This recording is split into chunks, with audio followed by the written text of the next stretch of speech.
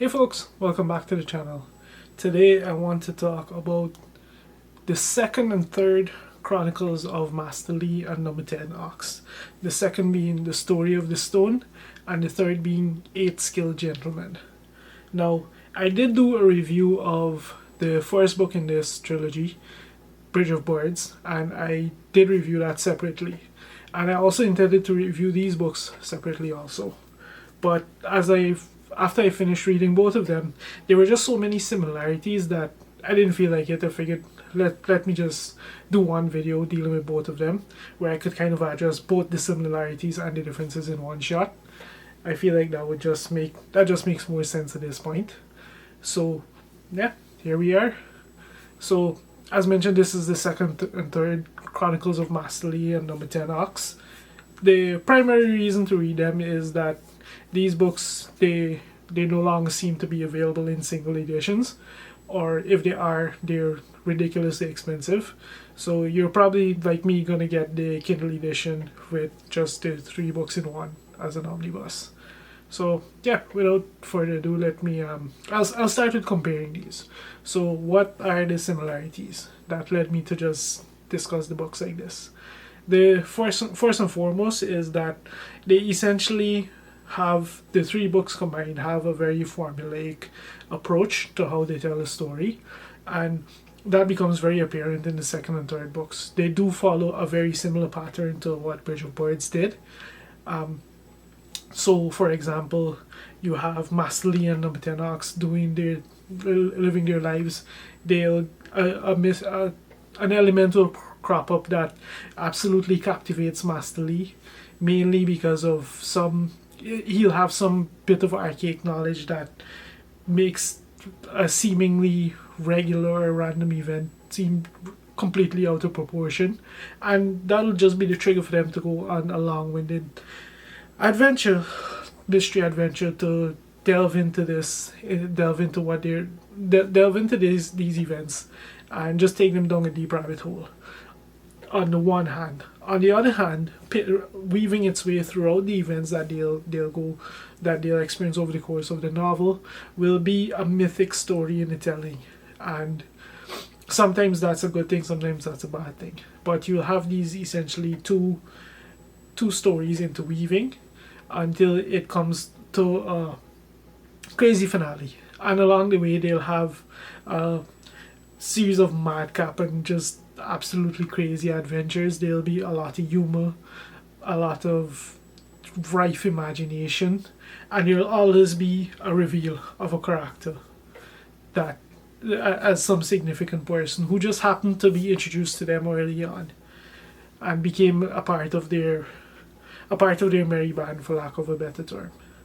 So that's very similar, but at the same time, the core stories that they tell are just a wee bit slightly different, enough that as much as the plot may be paint by numbers in these stories, the stories that they tell are drastically different.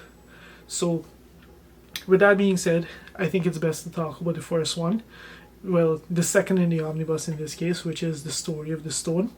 And in The Story of the Stone, we have a situation where a scrap of forgery makes its way to Master Lee's dubious desk, and when he looks at this forgery, it completely blows his mind, because it's a near perfect work of art, and at the same time, what it actually forges makes complete and utter no sense whatsoever. It's the equivalent of someone mastering Da Vinci's technique, mastering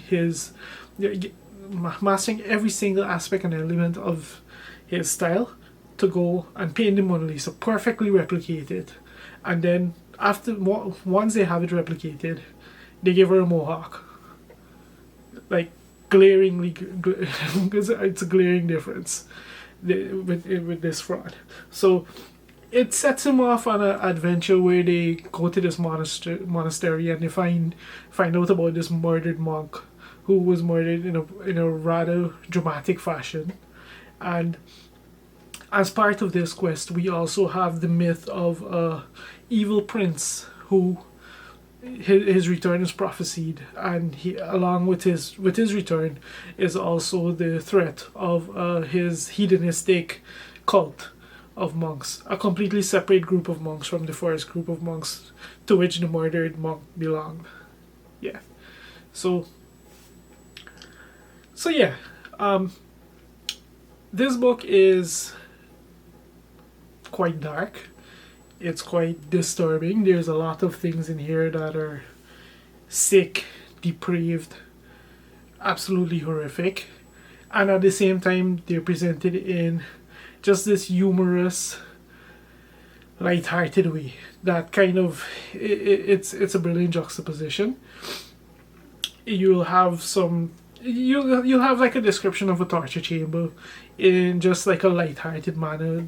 A description of a torture chamber described as kind of like a research studio or something like that. It's quite jarring, and because of that kind of combination, for me, this book, it was entertaining but not on the same level as Bridge of Boards. Like it just because of that combination, it just wasn't as humorous, as lighthearted, as charming as the first was. It is still humorous. There are still moments that might make you laugh, especially if your rumor runs to the darker side. But one of the things about comedy is that it's very subjective, and in this case, the comedy just didn't quite work for me. So yeah, it's just like a darker story all in all, and because of like some of the other things that they had to do, like in one of the side quests, they went into, well, I don't think I should spoil that, but they went into a pretty interesting locale to interview the prince's wife, and it was just like that particular sequence is just a testament to how creative and how imaginative these stories are, because that's the other thing. Like, as much as like the comedy and the darkness of it didn't quite work for me, the sheer imagination, the sheer creativity on display here, it just works. It's in that aspect, it's very much a brilliant follow-up to Bridge of Words. It even, for me, it even kind of steps it up a notch, but as a whole, it just wasn't as entertaining as the first. Not that it's a bad book by any means. It's still very much a great read. It's just that now that I've seen so many similarities between these three books, I can't help thinking and comparing it to Bridge of Words. And in that respect, just in terms of like the mythic feel, the humor, and just the storyline in whole, it just felt just a wee bit short. But yeah, that's my thoughts on the story of the stone. The other book that wraps up the trilogy is Eight Skilled Gentlemen. And when I say wraps up the trilogy, it doesn't bring the story of Masterly and the Matena Ox to a conclusion, because Barry Hughart did intend to write more books. It's just that these books weren't commercially successful enough, I guess. So this is very much like just another standalone novel. It just happens to be the last of them, featuring these two. So, as I mentioned, quite a lot of similarities in terms of the plot structure and that kind of thing to the previous two books. But in this outing, we have a little more straightforward murder mystery with probably our most overt supernatural element right from the get-go to start with. We have the threat of these 8 skilled gentlemen who are shamans from history, and we have these murders that are witnessed by people being committed by what can only be described as demons, creatures out of nightmare that haven't been seen or heard from in centuries. So, and at first, like, even if you want to discount these elements, very early on, Masterly and the Matenox do encounter one of these creatures themselves. So there's no denying that these things are very real and a very clear and present danger. If you get that reference, you know what's up. Anyway, so yeah, we have this murder mystery involving this magistrate who was killed by this demon, and then it's just the start of a string of murders that are perpetrated by these different demons.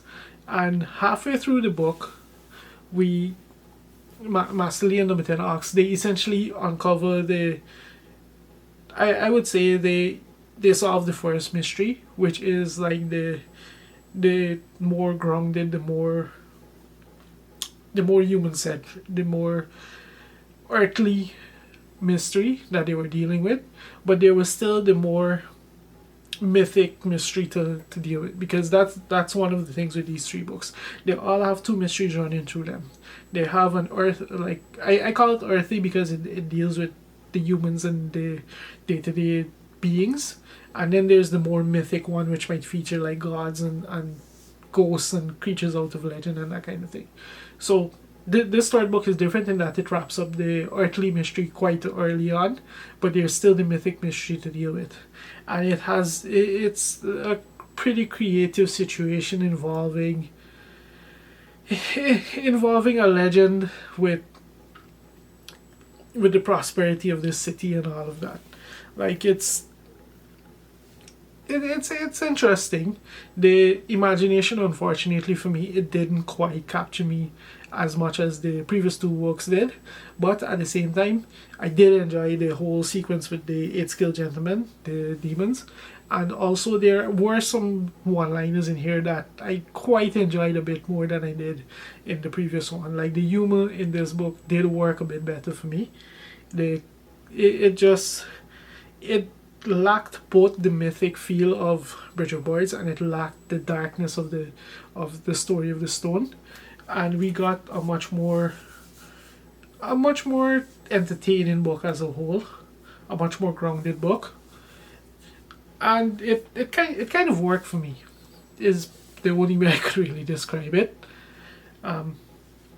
Yeah, I think that's pretty much all I have to say about the 8-skill gentlemen.